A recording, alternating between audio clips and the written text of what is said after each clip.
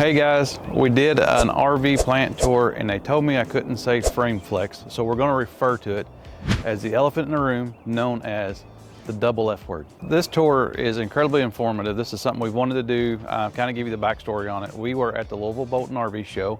Check out that video here. So while we were at that show, I had been wanting to look at a Sport Trek fifth wheel, and lo and behold, we found one.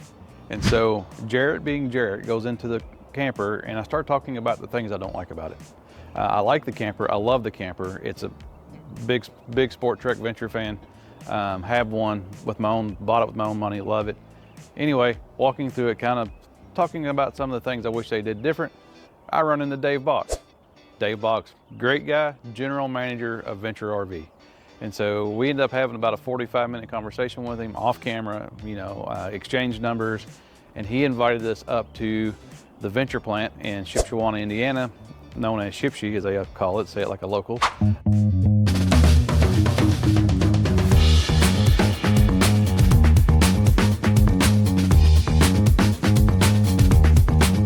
Hey, we did this tour, very informative. We've learned a lot. We are not experts in anything, but we are consumers. We buy these campers, we use these campers. If I didn't like this camper, I would tell you. There's some things that we liked about it that made us want to kind of explore the Sport Trek a little more. Fast forward till last week, we go to Shipshewana. We meet some awesome guys. We met the director of sales, we met the VP of sales and marketing, we met all the regional and district sales manager. Carlos was great. Rob took us on a tour. We learned a ton about how they do their manufacturing stuff. I was super impressed. They actually do things differently than a lot of the other factories, which honestly, kind of coming from my background, I think maybe they do a little better job on how they put their things together. We got to see the 2025 interiors to the Ventures, which is top secret, as they say.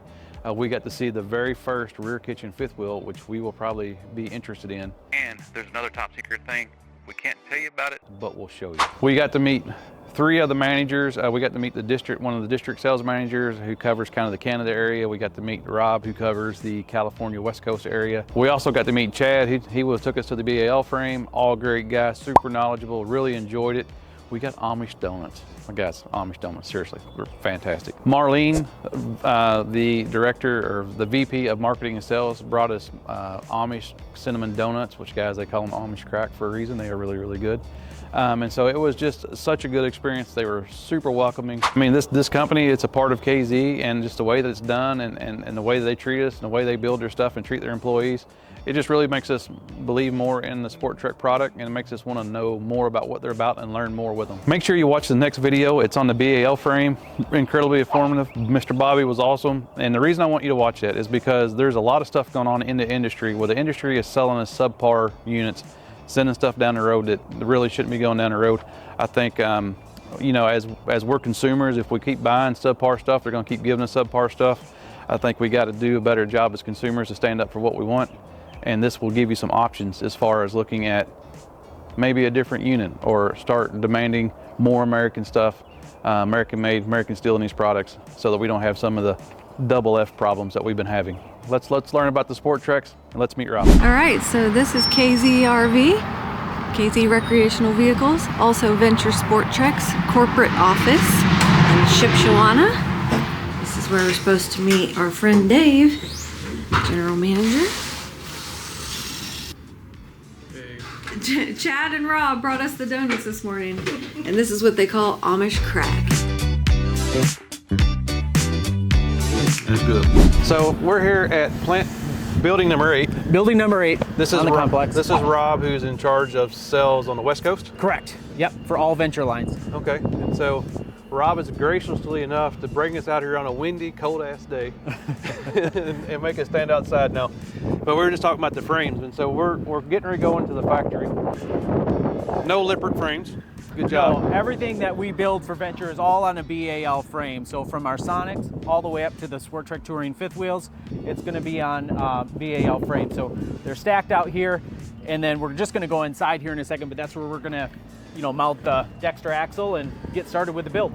So they bring in their ball frame, and so one thing I like about and you can correct me if I'm wrong, so the frame and the actors are Dexter, so it's all American made product underneath the camper. Correct. It's all American steel, which you'll see at the BAL factory. but it's an excellent frame, and then 100% paint coverage on everything too. You know, if you look close at our frames, you can tell the paint's a little bit glossier, you know, on it. And then it's really a good time if you want to see, you know, your huck bolt system and stuff on here too. Instead of welding your gussets and your outriggers on, you bolt them on. Yeah, everything is huck bolted on. So no worry about a faulty weld. Correct. Everything is in the same spot every single time. You know, so that's what's really nice. You're not having any potential different, you know, where the weld was or wasn't. Well, you know, the older I get, the harder it is for me to weld where I'm supposed to weld, because I don't see like I used to see. So, no, I like the idea of bolting, and the theory, the bolts are probably stronger than the welds. Correct. Yes. Yep. And everything that's touching the frame, like again, the hitch comes right on from BAL, and you know, our slide room mechanisms are all BAL, which is, you know, unique to the company. And you can see this is a good spot if you want to see too a little bit of that camber that's in your slide room, you know, rail as it slides out. Just it's a little bit easier on the motor. So let me ask you this: this is like a truss. Correct. Do most campers build a truss system in their frame like that, or? You're going to always have, you know, your brackets across. We do put more than what most do, just to make it, you know, extra stable. And again, this is your foundation. So the better foundation you are, the better it's going to tow, and the longer lasting, you know, the trailer is going to be as well.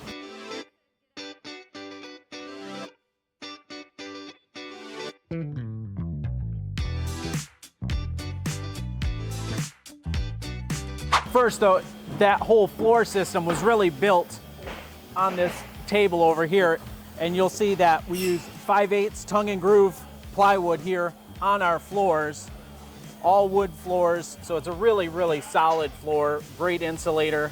You know, underneath here, we're going to have all your fiberglass insulation. And then we also use the radiant foil here, which you can kind of see just tucked out of the front of that camper a little bit. Well, you can see the insulation. Yeah. Like is this like bat insulation with like be in a Yeah, house? fiberglass batting. Yep. Like what's in a house, I guess, essentially. Correct. And then your underbelly material is here, which is going to come up the front of the trailer and up the back of the trailer. So we put the walls up really early in the stage of building. You know, some manufacturers, your wall won't end up on till a little bit later in the line, and ours go on, you know, right away here. So it really gets your whole structure complete pretty fast. Yeah, it's I always joke, you know, people look at houses and they're like, oh, my house, you know, a house, when they build houses, they're not always square. So when you build a trailer, you would think, well, they're not always square either. Probably, you know, less so because there's so many moving parts. Correct. And yeah. Doing it this way lets you guys kind of, I don't want to say, pay attention to all of that as you're Yeah. building the whole structure. So that's one thing, you know, as you know, and maybe you guys saw it in your shopping experience, but as you walk in, people can typically tell something's a little different in this one. It just feels more solid. So I think that was like the big reason we chose the Sport Trek when we bought ours, was it just felt like a better built camper. I mean, you know, and that, like we said earlier in the room, was, you know, like travel trailers are entry level, Right. essentially. And if you have a travel trailer, you know, I'm not knocking your, you know, but for us, we had just sold our Class A diesel pusher, and I was not looking for a travel trailer. And when I went to the Sport Trek, I'm like, okay, it just felt kind of like my pusher as far as the fit and finish. Yeah, that solid, you Yeah. know, kind of feel to it, and that's what we're going for. We're not, you know, we pay attention to weight a little bit, but we're not trying to be the lightest. We're just trying to be the most solid, really. Yeah, I mean, my camper, I have the 272 VRK, and I think I'm probably, the time I got it loaded, 8,000. I'm guessing. I've never weighed it. I Yeah. probably should weigh it, but They do tow, sometimes those heavier trailers, they tow down the road a little bit better because they hold the road, you know, a lot nicer. And again, it's just, the more solid it is, the longer lasting it will be. going back to one thing that you guys do that I appreciate is you don't put China bomb tires. No, everything is a Goodyear, which, we do a Goodyear tire on everything. So you've got, you know, a nicer sidewall on that too. If you do take a curve or anything, Goodyears are really nice. Yeah, kudos for that. Thank you. No China bomb. Yeah. So these things go together. So how long does it take to get one to like right here? Do you know, like?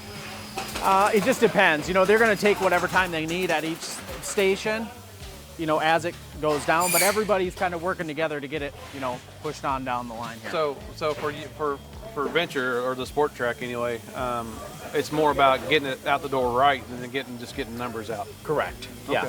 Okay. I know a lot of the other manufacturers, it's about you build so many units a day, you can go home. Right. And that's not how you guys are. No, I mean, there's no timer on each station or anything like that where you have to push it down or anything like that. I mean, each one has to complete its station before it moves. And then does it get inspected at every station? There's 2 points in the line where they're checking major components of it. But again, each station is going to have somebody who's the head of that department, so those guys are keeping everything in check as well. Okay, and do you guys kind of like police themselves as far as how they do it? Yeah, and that all goes into, again, the quality audits and stuff that we do in that PDI inspection. Everybody's whole incentive plan is based on passing those quality inspections, so super important.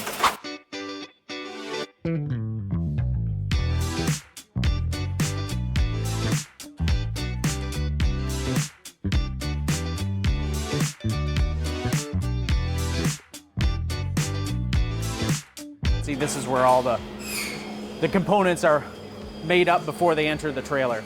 So do you build all your own boxes in here? Yes. So basically everything that goes into the Sport Trek is made besides the frame and the wheels and tires. Yeah, all of the cabinetry and trim work is done, in-house here. We do, purchase our cabinet doors from a local company here called Four Woods, and they make all of our cabinet door face fronts, but the frames are all made in-house here, and all solid lumber core.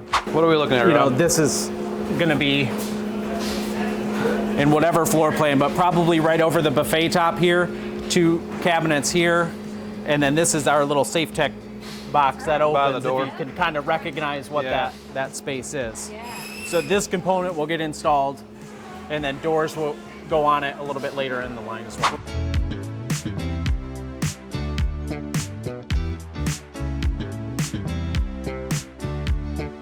A lot of the interior structure is all there, and then we're getting ready for the roof trusses and everything to be installed. So correct me if I'm wrong, but there's still several manufacturers that still use wood in the walls. Yeah, it's probably more in a conventional, build where you're putting aluminum skin on the outside, but typically in a lamination or a laminated side where everything's solid, it's going to be, aluminum in the sidewall there. Unless, again, in maybe a lower price point, sometimes you'll see a wood structure unit and then it has fiberglass hung on the outside. I got you. But it's not a full bond, the entire way like what this. And so it gives it more room to wiggle. Yeah, you would have work that loose. like tin canning effect. Sometimes you can see where it's a little bit more Sure. rippled. This gives you, a solid flat wall. This is a roof structure here. The radiant foil that we use up in the upper deck area here, ceiling, this gets filled with fiberglass insulation, which you'll see. And then also all of our HVAC here for your air conditioner cutouts. We're all studded around and supported for your air conditioners to get installed. Well, that's one thing I've noticed about our Sport Trek though is, and Valerie can attest to it, and you can't hear her, she's behind the camera, sorry guys, but our camper, when it's on a hot day and we come off a road and we plug it in, it doesn't take very long at all for it to cool off. Yeah. A few minutes, and it's, I won't say a few minutes, but it's faster than a lot of the other ones we've had over the years. Right. Like we've had some with fiberglass roofs, like the full fiberglass roof. Sure. And I've always thought they get really hot. And I thought like those campers seem to take a little longer to cool off. So I do like that you guys are doing the aluminum foil. I'm gonna call, what'd you call it? I call it It's called radiant foil. That's what I call aluminum foil. Yeah, well, it looks just like that, but you're not wrapping any burgers and that stuff. That's kind of in combination with our ductwork, and then we use Coleman ACs on everything. Well, and then again, so like our diesel pusher had the mock ACs in them. And I noticed, I'm like, all right. So when we looked at the Sport Trek, going back to like what I liked about it, I'm like, all right, if it's the same AC that was in my very expensive pusher that's in a travel trailer, it just kind of like you're spending money where you need to spend money. I feel like. Yeah. Yeah, and then on top of that, we put the RV airflow systems in the ductwork, which helps smooth out all that turbulence that you can get in ducted AC, and that gives you about 38% more. So you're talking about that plastic, that styrofoam cooler looking thing? Yeah. So now you'll see that we start to put all of your roof insulation in, you know, and it takes a little bit more shape as you see the back wall, you know, get some decals on it, and your wiring comes out for all of the taillights and turn signals. And then we put the roof decking on here as well. And then all of those are 4x8 sheets for the roof decking, but those are all sanded down before any roof material is put on there. So you're not gonna have any sharp edges on the rooftop. Just showing, I'm just taking a picture of the messages like, hey guys, they want their bonus. They want their bonus. So no plastic in the ductwork or no bonus for you. It's kind of like the soup Nazi on Friends, you know? That's right. You know, no soup for you. No, you know, I got plastic in my ductwork, no bonus for you. I like that you guys still put ladders on your campers. Yeah, and they're solid ladder. Again, if you are looking around and the amount of attachment points we have on our ladders, they're very solid.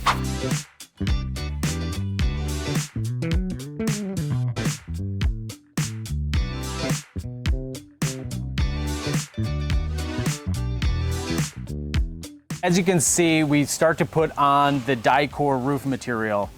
So that is a more reflective roof as well, which does help, you know, keep everything's a little bit cooler. And then that's all tucked on the, you know, tucked around the corners.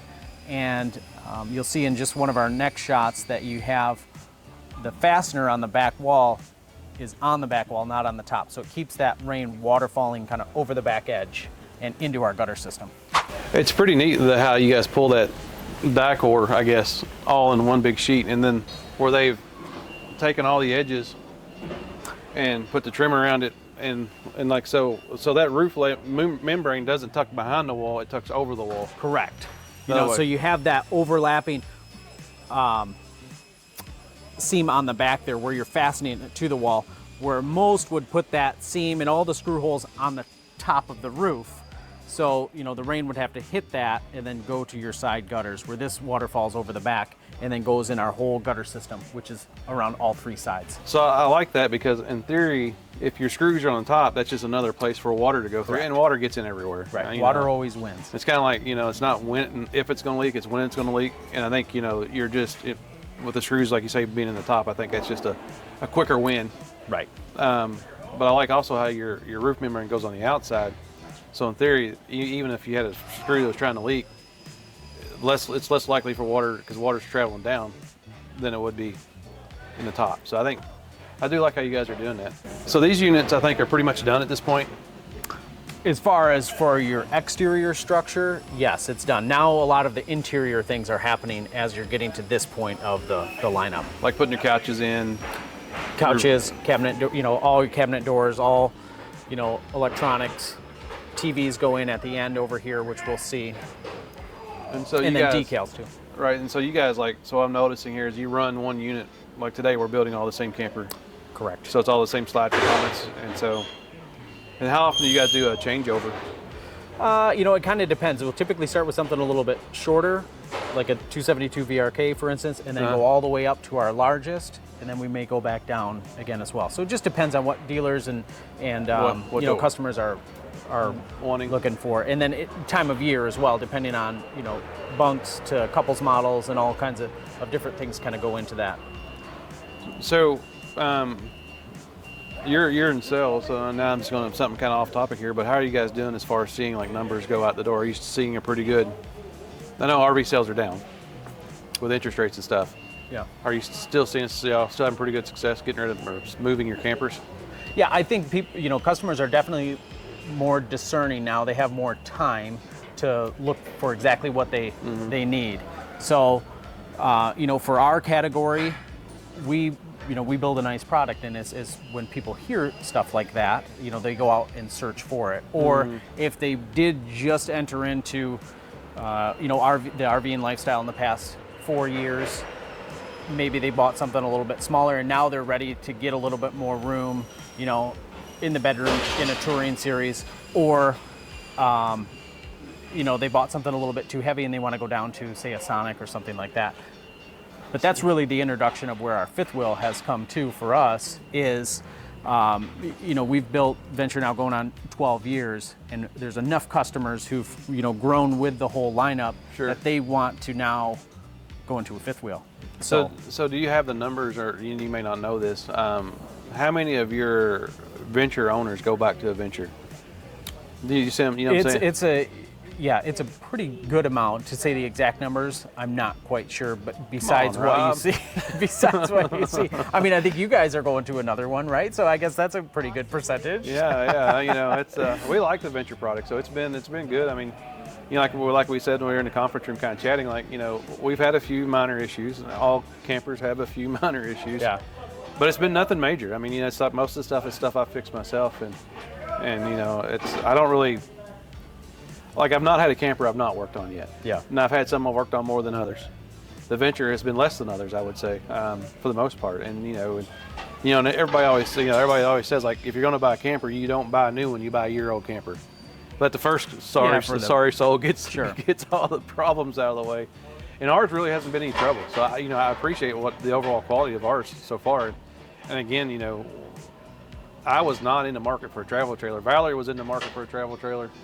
And when we went to the venture, I'm like, all right, it was just, or the Sport Trek was different. And it wasn't even, the first one we looked at wasn't even the touring edition. It was the regular Sport Trek. I think you said a 271 or something like that. Yeah. Which is the same build quality as what you see in the touring here. You know, in the tourings, we're just going up in floor plans a little bit, you know, size-wise, and then adding a few more features to it. Well, the big thing for us too is we wanted frameless windows. Yeah, which is something in the touring. Yeah, and they're just a lot cleaner. You get less streaking around them, and you know, like I wash my camper quite a bit, and again, you know, like we keep our inside covered, which, you know, keeps the sun off the roof, which is the roof is the life of the camper, and that sun is hard. I mean, you can do everything right if you let it sit in the sun, you know. Right. And then you don't keep up with your seals, like on your caulking and whatnot. You know, you're asking for trouble, but. Again, like I've really not had much trouble out of ours, and in the days of how everybody's complaining about COVID campers, we've not had what I would maybe say the COVID issues. Right. We didn't really during that time. You know, again, we focused on quality. That's just who we are. Here is a camper without slides, and so the slides come from where? This is a slide here? Yeah, from the front here, and then it will get mounted on your slide rack and pinion mechanism right here. So with all the different slide options that are out there, and like we won't say the dirty word Schwintech because they suck, but but why the rack and pinion? Is it just you guys have had better luck with them? Well, this is just, first of all, it comes from BAL, so it comes, like as we've seen, right from the frame manufacturer. And this system is just super nice. It's adjustable all different ways. And then we have that slight camber in the arm rail too. And it's just a simple operating system. Do y'all see many slide mechanism failures? We do not. Mm-hmm. You know, it's, if you were to have anything, you know, you can override it. Yeah. It's just a motor, just like what your power tongue jack would be, that same simple electric motor. If there was a failure, it's typically a fuse or a wiring or anything. All you need is power to that motor for it to get moving. And then it's got the crank on it somewhere. Yeah, so it's typically on the other side, and then you would see that spot on the frame where you do manual override. Another nice thing that is something extra to always point out is this is like a fifth wheel front cap where it wraps over the side of the trailer. So no exposed seams on the front of the trailer. This is all painted, you know, it's an automotive paint. It's not a dyed fiberglass or anything like that, so it's gonna hold its sheen really nice. Won't fade. And it's super thick. I mean, it's just a great looking front cap. Now we'll start putting in some of the windows as well as we get further down here.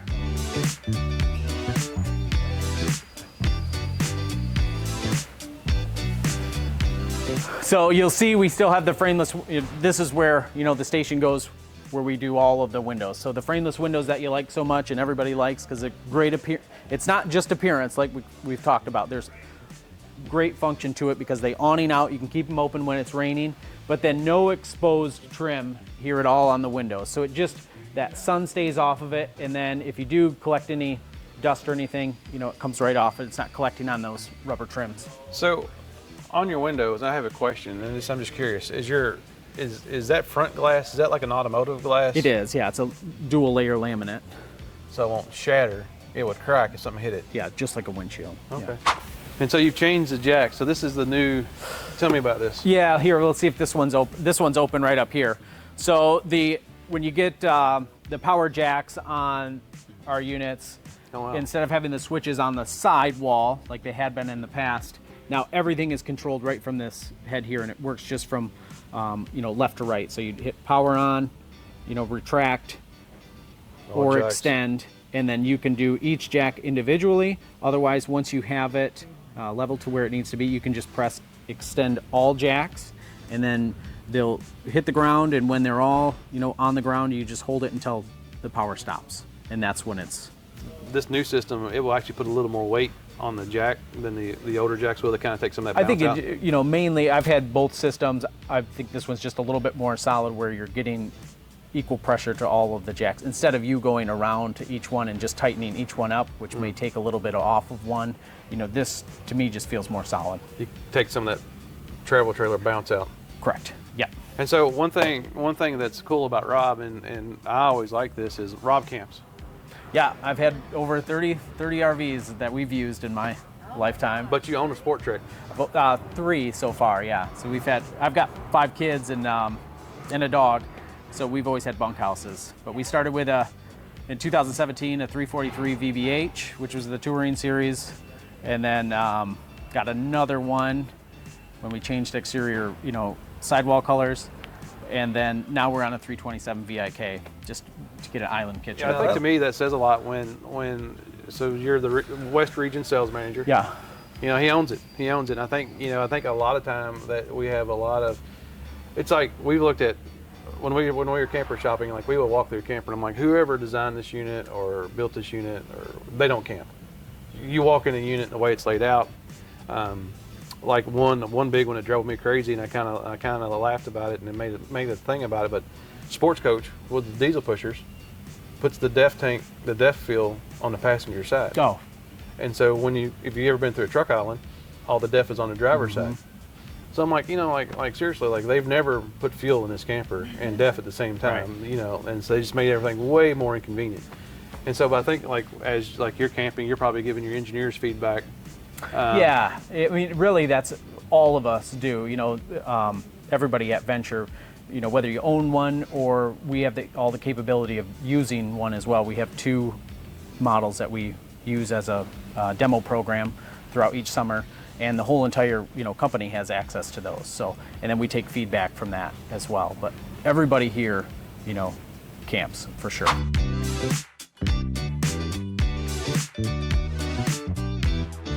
Rob has him a big heavy lunch, and he comes over here and, all right, guys, don't mind me. So we're at the end of the line, essentially, where all the furniture at this point goes into the camper, and then not Brooklyn bedding, but if you buy I'm gonna tell you right now, if you buy a Venture Sport Trek that has a Serta mattress in, get a topper, save the money, and Rob, this is Rob approved. That's what I use in mine. And so there you go. And I just saved you $1,000. You're welcome. So this is the mill room. This is the mill room where we do all the wood components. And then you do all your own cushions. Yes. So upstairs we'll see we have all of our booth cushions, and pillows and everything are sewn all here in-house. So we have a little bit higher density foam that we use. Well, it's funny you say that, because we bought our first gas Class A. We went camping in at one time, and that was the first thing that I did is I took all the cushions out of the dinette to a resident, like an upholstery shop, and had them redo all the cushions, because when you sit on them, You went right down to the... your butt right to the board, yeah. It was like super uncomfortable. And then the dinette was actually pretty good. So you guys have kind of figured that out ahead of time. Right, so that after a season of use, you're not, down to the bottom. Again, it stands the test of time for our family. Again, when you get the dog jumping up there or whatever, we use our booth a lot. And your 5 kids plus friends. Yeah, you got it.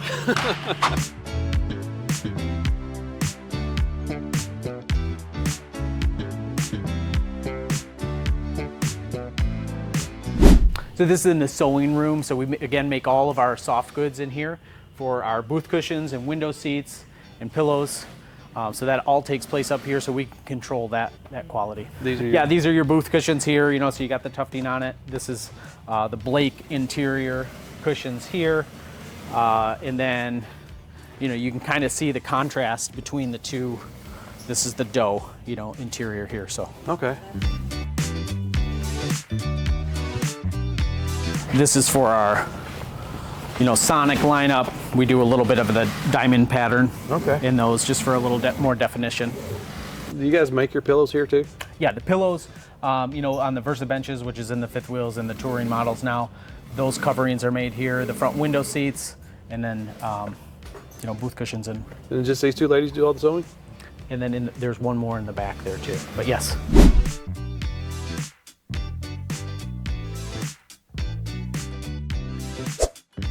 All right, so we are in KZ corporate headquarters, and we have these guys here. I think they're important, but they are walking this camper, and this is what they do as far as like This is a quality audit with the executive team. So what they're doing is they're looking for things on this camper that don't look like they should. And there's kind of like, you guys pull 2 units off each line.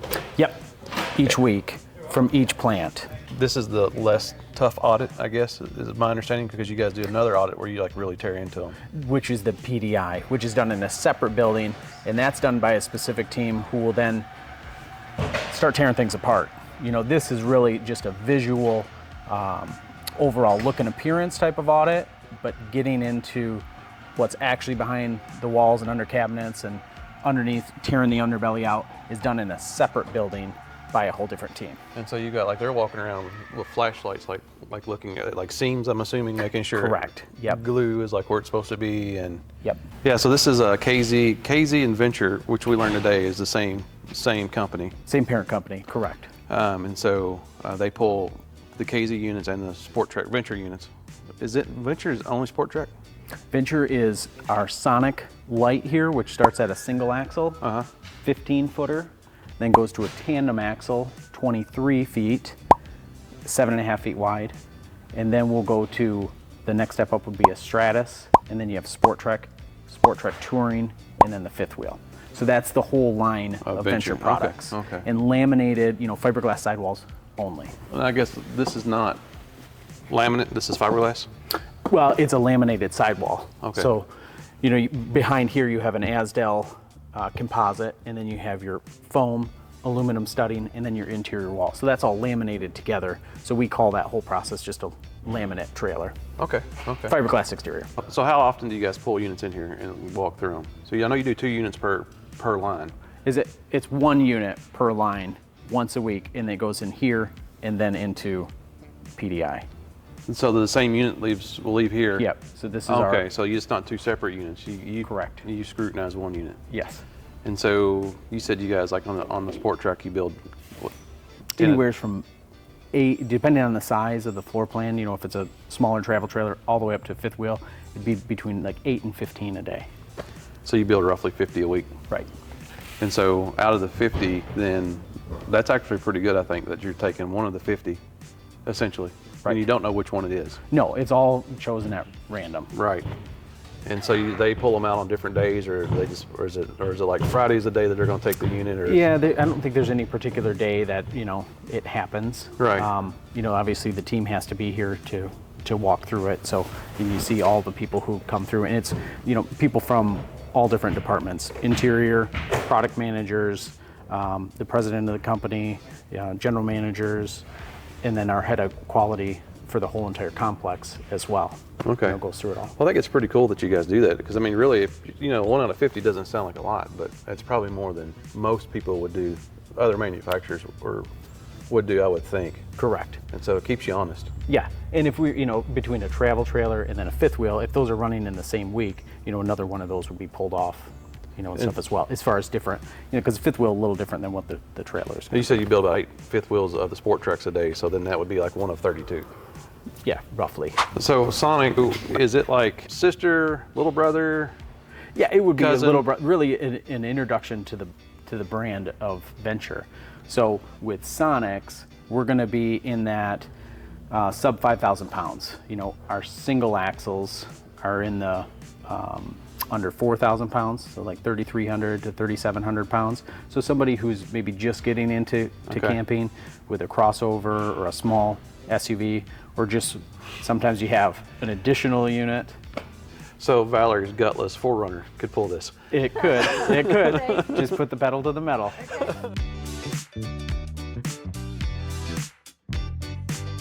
So this is 3,800 pounds. This one here is a 16-footer with a slide out. Oh wow, this is like, okay, it's got the things that you need. So it's got, is it a full bathroom? Yes. Oh, it's not it's not a wet one of those. No, not an all-in-one where you're brushing your teeth and going to the bathroom and taking a shower all at the same time. Like you can literally do it at once. Yeah. I guess. 60 by 75. Okay. And then we build them with Murphy beds a lot in these floor plans too, just to, utilize your overall space and everything. It's got what you need. Yeah. I mean, if it's just two of you and you want to travel light and fast. Oh yeah. It's you can fit it in any campground. A lot of people, if they're storing these at their house, that's really the idea behind it, without sacrificing a lot of what you get in a lightweight camper. We still have 82-inch ceilings in here. You're still on plywood floors. It's not ducted AC, but I don't think it really matters. With this, it's gonna cool you right out of here anyways. Okay, that's cool. All right, awesome. Very cute. Thanks for showing us. And you still get the Venture cutting board that we've never used. Yeah. There you go.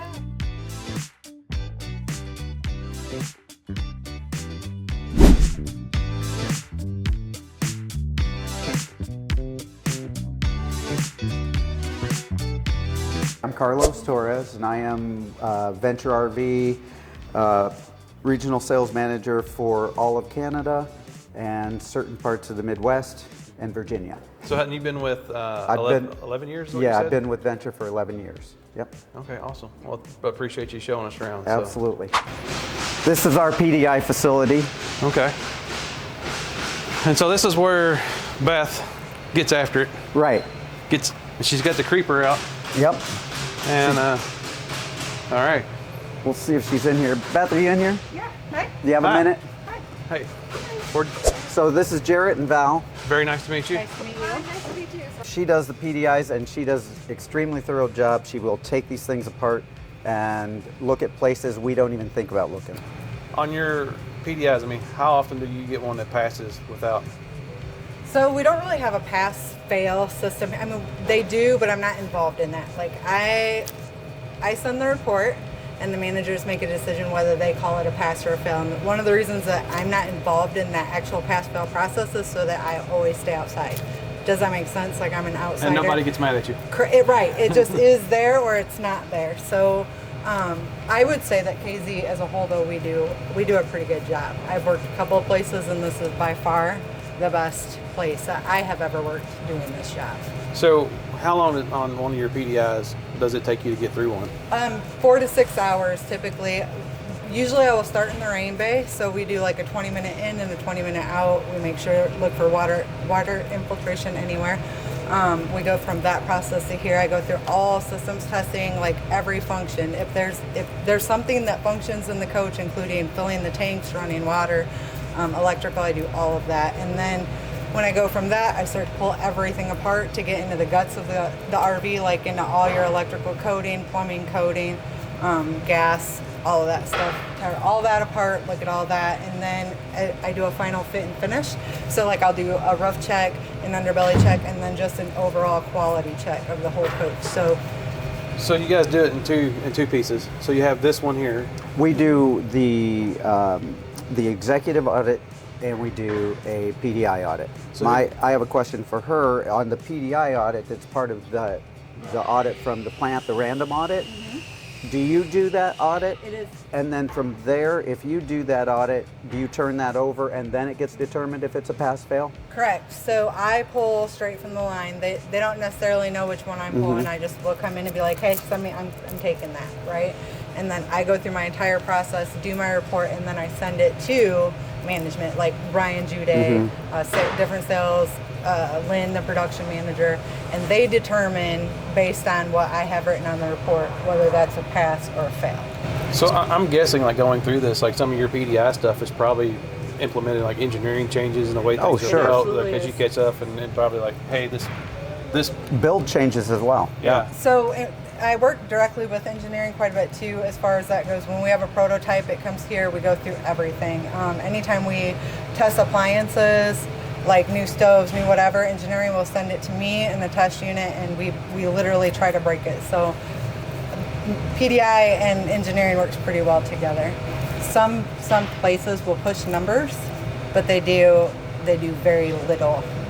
On the audit. Correct. Do you see what I'm saying? They, instead of the quality of the check, they're promoting. If the they're number. doing 30 a day, they're not going to scrutinize their units quite as hard. Well, it seems like, and correct me if I'm wrong on this, and I'm not talking, but I did a plant tour here in Shipshawana, and I'm not gonna say who it was, but it seemed like they had a number that they had to hit for the day to get that many units, then they could go home.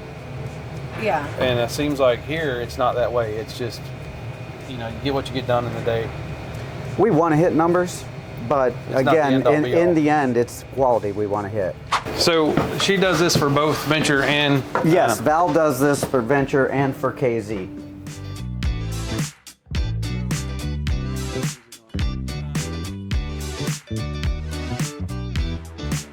And there are going to be things that you see tape on that you may not see anything wrong with, that she found something wrong with. And again, that's a very subjective thing, right? yeah. It just depends on who's looking at it. It's like a blue tape walker. Yeah, like we do on some of our new houses. We Exactly, that's exactly it. It's like Yeah. a punch list or, Say. Yeah. yep. And then they take this. See this one right here? See that? Okay, yeah, I would have probably never paid attention to a brad. She caught the brad hole, so she's no joke. No, she will. And when I came in here earlier this morning, she had her tool belt with her, and she was taking things apart. And I was like, "Yeah, I'll get out of your hair as soon as I can. I promise you." She don't play. So No. yeah, I mean, there's something in every room. This is a Durango 301 RLT. Not my product, so I don't know the floor plans, but You're that's good. what we're in. But I think it's kind of cool what they're doing here. I think, yeah, I mean, I appreciate the fact that, because, you know, like, you go to the dealer, and the dealer, we do a PDI. Right. Well, their PDI is basically, is it clean, is it washed? Is it Lincoln? Get it out. Right. Yeah. Yes. We tend to have a longer tenured staff than most anybody in the industry, just because we have what I consider to be a captive audience, because they don't travel that far to go to work. Lot of their, Amish here. well, and their families have been working here for years. So you saw Marlene's been here 28 years, right? Right. Her mom was here before she was. So yeah, that's crazy.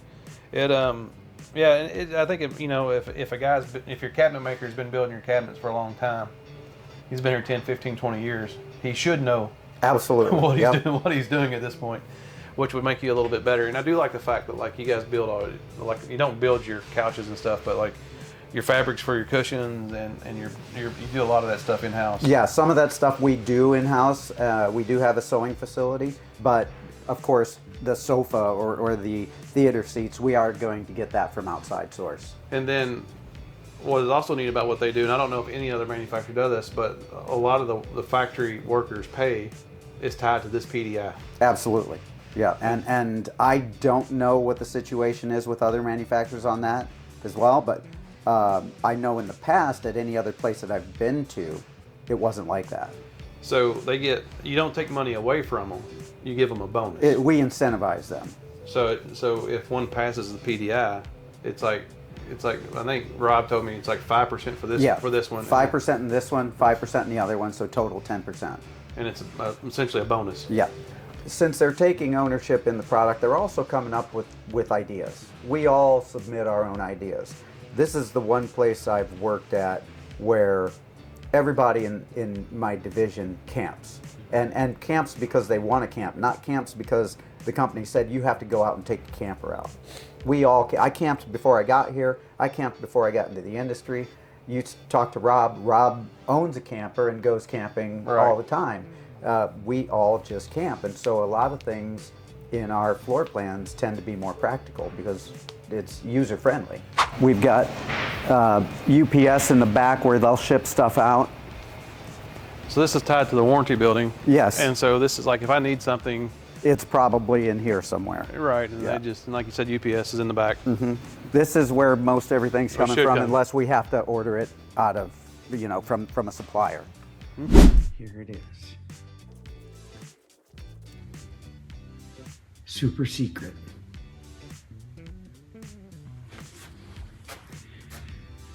The war room where it all happens. Man, that tour was awesome. They showed us everything we wanted to see. They left no stone unturned. There's no trade secrets. We seen how the pie was made. I mean, what other company puts them together, has a lady come pull one off random off the line, tears it apart, and if it passes, gives them a bonus. She was great. You know, they do so much stuff that I never knew that they did, and I like the fact that they pay their guys. It's not, I mean, they have production goals, but it's not piece goals, and I just really think they're doing it right. Make sure you check out our next video. It's on the BAL frame factory tour. This one's really cool as well. Mr. Bobby's awesome. Chad was awesome. Make sure you subscribe if you want to see that one. It's really important, especially as RV consumers. Guys, we got to demand better RVs, especially if we're going to spend, you know, $50, $100 and up $1,000 on these things. They've got to do better. That's just the fact that the whole industry has to do better. Sport Trek's doing it right, in my opinion. Check them out, like and subscribe. If you're new to camping, our must-have guide is in the comments below. Check it out. Hope everyone's doing well. We'll see you on our next adventure.